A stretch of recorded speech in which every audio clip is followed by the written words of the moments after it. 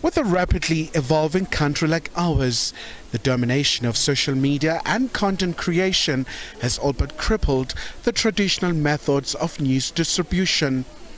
Media houses are ditching the old pen and paper publication of newspapers and moving digital.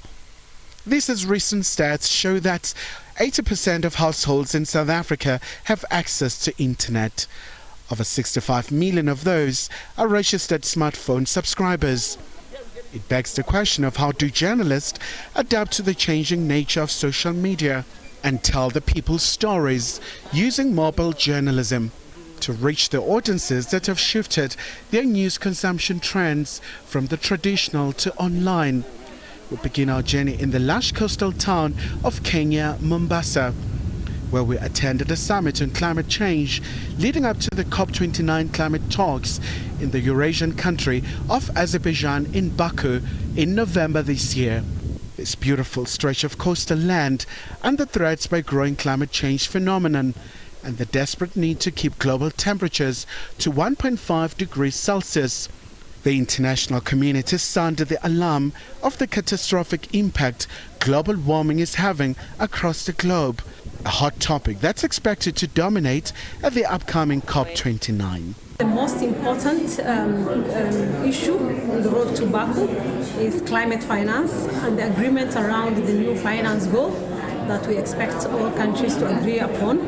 And it's a goal that we try to get monies in the trillions that is required to facilitate the transition that is required towards low emissions and climate resilience. The banning of fossil fuels such as coal, wood, charcoal, paraffin and gas, cutting down of forests have led to huge amount of greenhouse gas emissions in the air.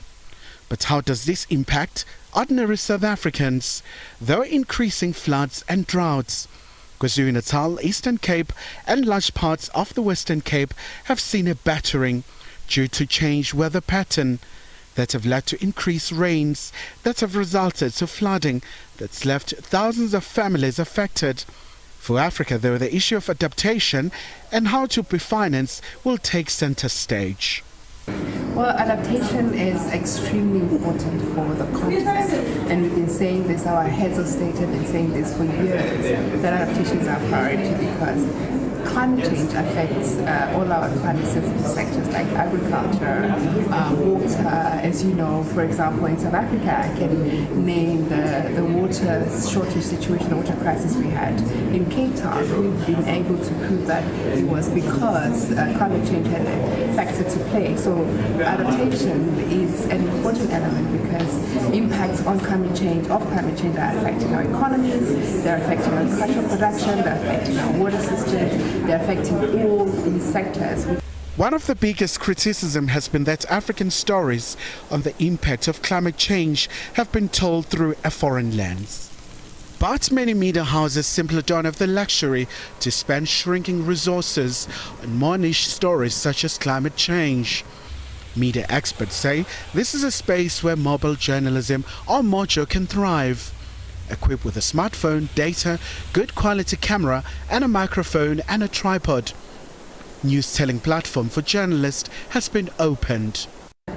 Our continent is being ravaged by extreme weather events, largely caused by the pollution from the wealthy minority.